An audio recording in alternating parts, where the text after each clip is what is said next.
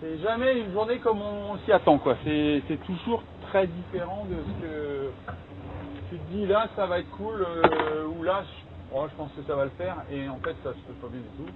Et puis quelquefois où tu penses que ça va être difficile, enfin c'est rarement dans ce sens-là, mais c'est vrai que... Attends, là c'est 2,35, mais c'est pas vrai ça. Ah, là. En fait, je suis plus préoccupé par le fait de faire avancer le bateau comme depuis le début au quotidien là.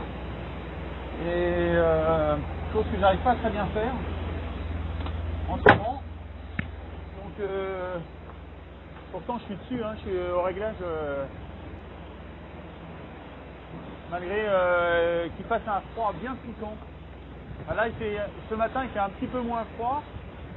J'arrive à peu près à toucher les écoutes sans les gants.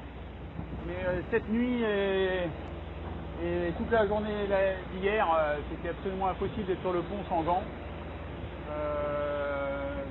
Même pour défaire un nœud, c'était vraiment très difficile. Il y a une houle croisée, je ne sais pas si vous voyez, là, ça vient de taper sur le flotteur au vent. Là. Et pour la fin de semaine, ouais, j'ai un peu du mal à me projeter encore sur le Cap Horn. J'avoue que la zone de glace me préoccupe plus que le Cap Horn pour l'instant. C'est un peu c'est pourquoi on remonte si nord là.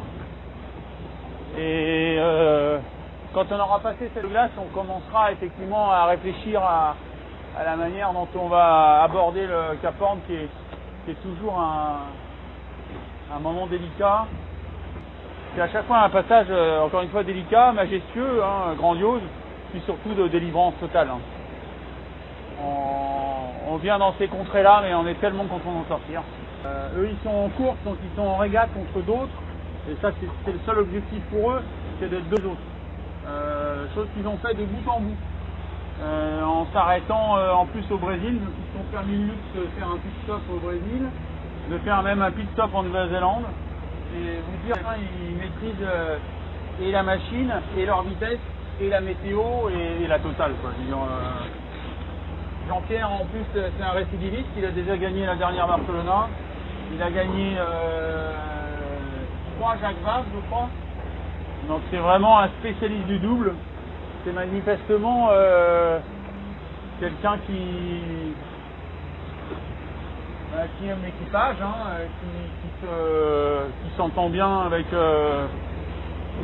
en général, ça c'est certain, c'est un super mec, mais c'est surtout il arrive à faire ressortir le meilleur des équipiers avec lesquels il navigue, que ce soit Damien Fauctol, que ce soit Luc Perron aujourd'hui. Le double c'est déjà tellement de l'équipage, c'est-à-dire il y a toujours quelqu'un sur le pont, il y a tout le temps quelqu'un en rive. Il y a tout le temps quelqu'un pour barrer, il y a tout le temps quelqu'un pour régler.